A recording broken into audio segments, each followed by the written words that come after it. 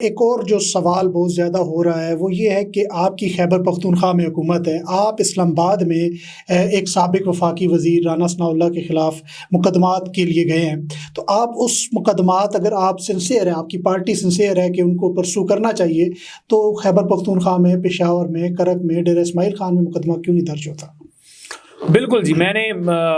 کل فیصل امین صاحب کو بھی اور مختلف ہمارے جو ہیں وہاں پر ان کو یہ بتایا، اور میں نے ان سے میری بات بھی ہوئی ہے کہ وہاں پر دیکھیں FIR ہونی چاہیے، اور انشاءاللہ تعالی آج کور کمیٹی کے اندر بھی یہ فیصلہ ہوا ہے کہ مریم اورنگزیب اور رانا ثناء اللہ، مریم اورنگزیب نے بھی بڑے غلط لفظ استعمال کیے تھے خان صاحب کے حوالے سے کہ سر قلم اور اس طرح سے اس نے باتیں بکواسات کیے تھے، تو ان دونوں کے خلاف کارروائی کا ہم نے فیصلہ کیا ہے۔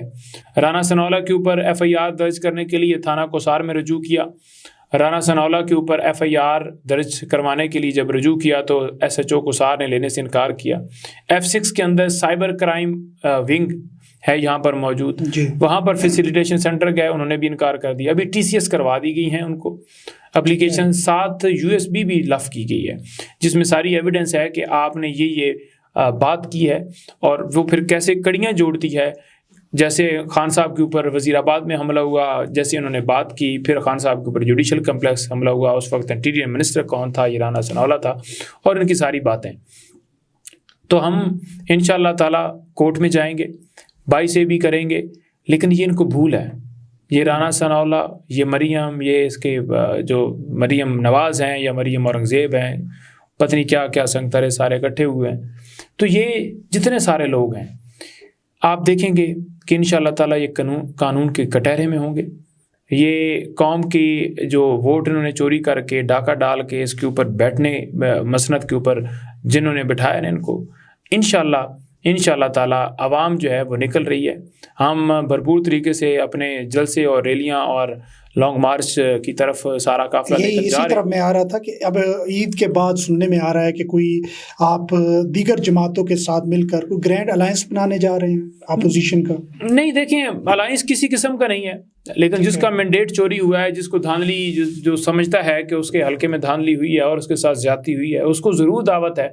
کہ وہ آئیں اور مل کر اس جو جمہوریت کے اوپر حملہ جو ہوا ہے، اس جمہوریت کی بحالی کے لیے ساتھ دیں، مل کر چلیں اس صرف کاز کے اوپر۔ رہنما ہیں ان سے وہاں پر ہمارے جو صدر ہیں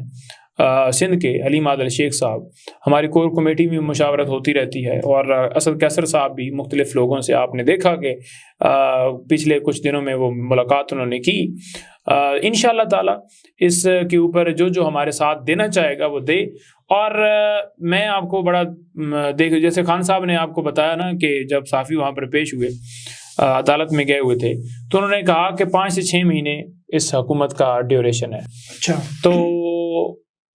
مومنٹم بن گیا نا روزوں کے بعد، تو میں نہیں سمجھ رہا کہ یہ 6 مہینے بھی جائے، یہ مزید کم ہوگا۔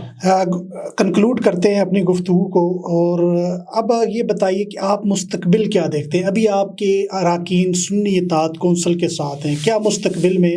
تحریک انصاف کے اگر الیکشن مانے جاتے ہیں کوئی ایسا قانونی راستہ ہے کہ یہ دوبارہ PTI کو جوائن کریں؟ کیا اس میں حکمت عملی کیا بنائی ہے تحریک انصاف نے؟ دیکھیں، اس حوالے سے ہمارا لائحہ عمل جو ہے وہ تیار ہو رہا ہے، ہماری ڈسکشن بھی ہوئی ہے کہ سنی اتحاد کونسل جو ہے اس کے نشان کے اوپر لڑنا ہے، یا اس سے پہلے ہمیں تھوڑا سا یہ بھی انتظار ہے کہ الیکشن کمیشن کے اندر ہمارا جو معاملہ ہے بلے کے نشان والا وہ پینڈنگ ہے، اور اس سے پہلے چیف الیکشن کمشنر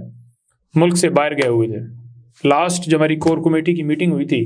تو اس میں بھی گور صاحب نے بتایا کہ وہ واپس آ گئے، تو انشاءاللہ اس کے اوپر انہوں نے فیصلہ دینا ہے۔ پچھلے 1 ماہ کے اندر سے ایک ٹرینڈ سامنے آ رہا ہے، وہ ٹرینڈ یہ ہے کہ ہر 48 گھنٹے بعد کسی نہ کسی پارٹی لیڈرشپ